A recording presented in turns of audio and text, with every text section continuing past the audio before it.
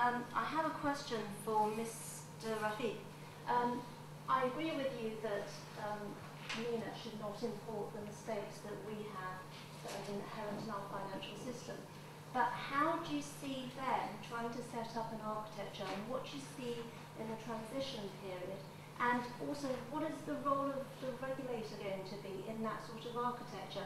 Part of the reason why we had the global financial system meltdown, certainly in the UK, was because the regulators did not play their part, and also because of the actual structure that was in place. So how do you see MENA establishing a financial architecture from what there is at the moment?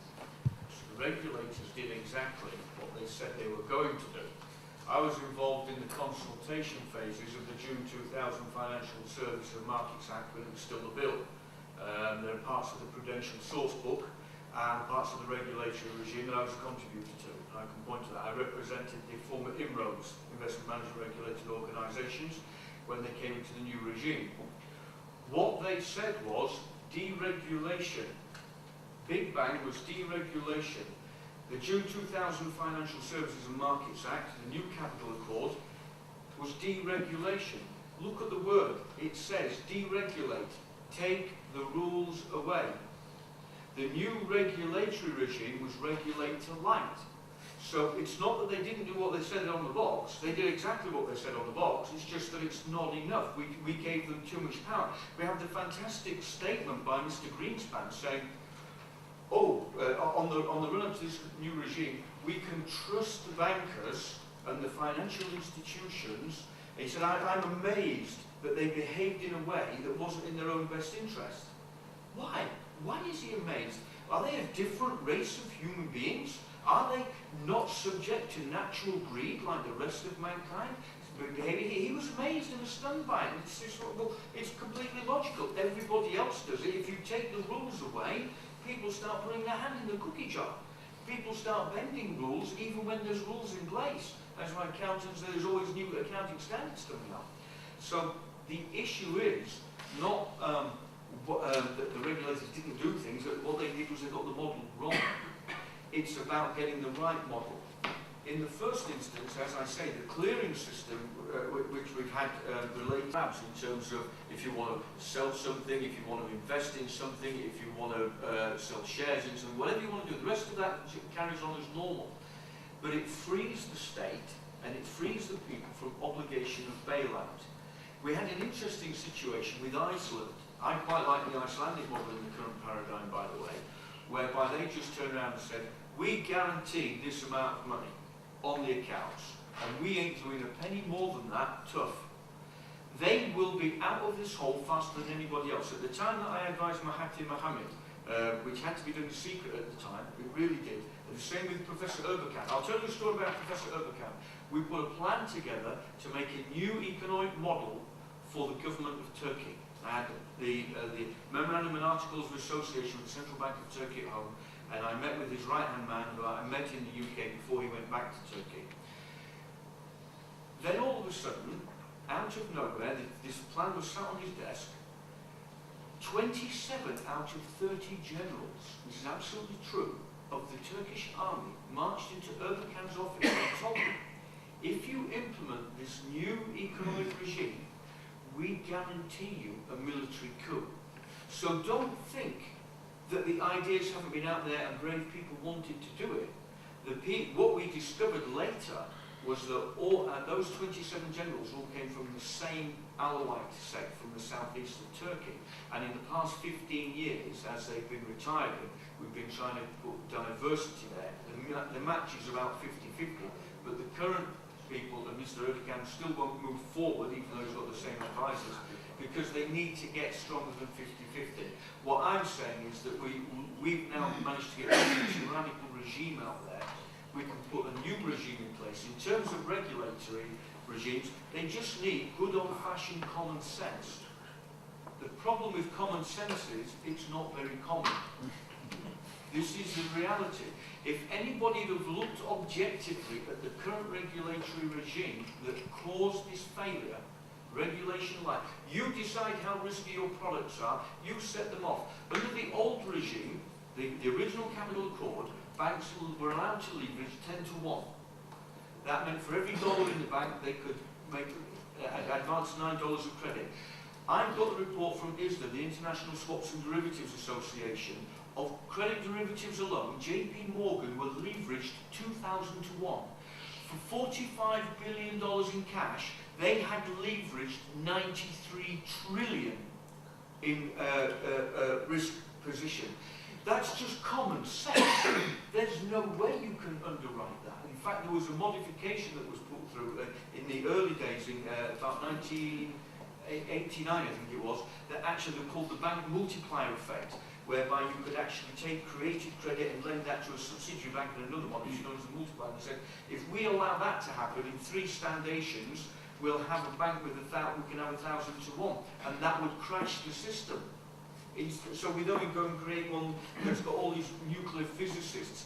The big clue that this was going to fail was LTCM, long-term capital management. Two Nobel laureates with this new all-singing, all-dancing system collapsed, got bailed out by dozens of banks around the back. That should have been a warning for people with common sense. The best guys on the block, and it's gone Blair-shaped for them. We've got to do something. We can't allow everybody to replicate this. We replicated it, and we're back to the horse drinking paraffin. Oh, that happened to my horse too. You know, it's just such basic common sense. Regulation doesn't have to be heavy, just has to be sensible. I'll take them all this time. And a few years ago, we did with a colleague of mine, Professor Ronald Stanford, who would have liked to attend this, a paper on the semantics of money. We were horrified. We don't come from a financial background at all, but we were quite frightened by what we discovered, how money is created. Subsequent to that, took all my money in companies, and you make that the payment and the clearance system for a nation state. And they can have gold or silver or oil or whatever it is as the backing wouldn't that cut out the banks altogether? Well, the system that... if you don't mind, I'll take them all just to get a flavour. Yes, sir, can you introduce yourself? I'm Dr. Ramsey, representative of Muslim Council of Britain and Universal Peace Federation Ambassador for the Universal and the others. I'm a theologian, not a capitalist, of course, and I wanted to, I don't know that much about the money and the capitalists, but I wanted to see here the panel, they were talking about, especially Lord Ahmed, talking about the billions of pounds which stays in the bank of American bank, and of course taking interest and everything accumulate. Could we, and it looks like nobody has owned it. Now, could this money goes to a charity organization, and the charity organization take it over instead of the bank take it over, the charity goes to the people, doesn't matter who was it, Iranian or African or whatever, goes to the people which they need it. This is instead of taking a loss of interest and somebody get rich while the people are hungry. Right, thank you. That's a very interesting question, spot on, about frozen assets and a suggestion where they should be channeled. We'll come back to that. The gentleman there can introduce him. My name is Javed Iqbal. I am director of Collins UK Limited, which is associate firm of BDO Stoy Hayward. I have been head of corporate banking of Saudi National Commercial Bank for over 12 years, stationed in Riyadh, and I have been representing them in London. From that, last 8 years, I am in China. Things you're mentioning, but if you look at the economy of India, for instance, what you call the GDP, the growth rate has increased. It is much stronger. It is actually able to invest abroad. It's different to the economy of China in that it is not dependent on its exporting industry, and in some ways, this is. I think the question and the observations you may raise, I think the gentleman out there, sorry, what is your name? Javed. I think Javed had a very important point coming from his financial background. is a tinderbox today with a lot of things, from religion to all kinds of aspects of it. And of course, to come out of that into a stable economy could take time. Obviously, India is 60 years in independence. Use that position because they were put in a position of responsibility and trust to manage that money for and on behalf of the peoples. So that money needs to be returned to the peoples and to be put into whatever new form of government. We can't start turning round. We have no more right to say, give it to this charity or that charity, than those corrupt leaders had of saying, well, I'll actually put it in this brand new flat in Mayfair or whatever they've been doing. There is a question arises about 15, 16 years ago, for example, the Iranian Shah, which was billions of pounds there, and they're going to keep it. They're going to keep it until they just, but the best way, I would have thought, the best way is that the bill goes to Parliament, they take the charity, take it over and give it. Because as long as it stays in the bank, every year you get billions of pounds interest for the bank, well, not for anybody else. The whole point of the ROMA, which we haven't discussed, we're putting it in the third session, is to make the issue of the stolen monies and assets front and centre. So that gets back quick, because that will give people a bit of a kickstart in getting off the ground. The third point that I've got written down, the actual reason for development in different states from the gentleman over here has got nothing to do with the use of democracy. Something that I've advanced through Global Vision and other platforms before now is the currency con. Most people don't know about the currency con, so I'll give it you as quickly as I can. We can end world poverty overnight.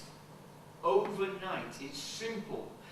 When the British Empire retracted, it put in place a system around the world of central banks. And those central banks were allowed to issue the domestic currency of their countries. And in the City of London, we told them how much those currencies are worth. Today, you will get so many Kenyan shillings.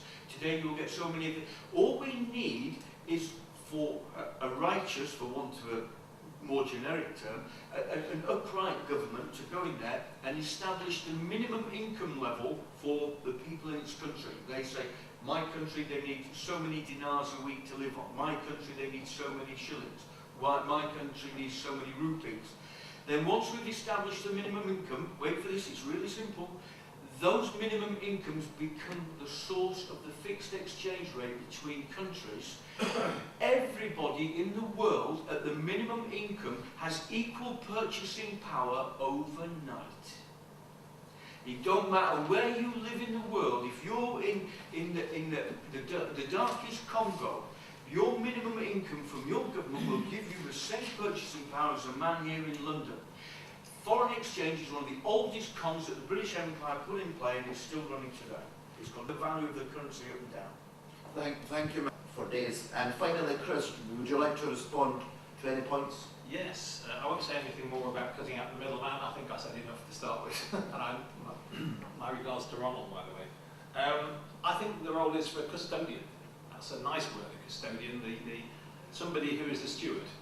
Somebody who, and that role is actually protective. And the custodian, currently, all the financial markets, we don't actually trade shares at the moment. We trade the economic interest in shares. The shares themselves are actually held by custodians. Okay. What we should be doing, the Yanks should be going for swords to ploughshares. The Chinese is the engine room of the world. They should be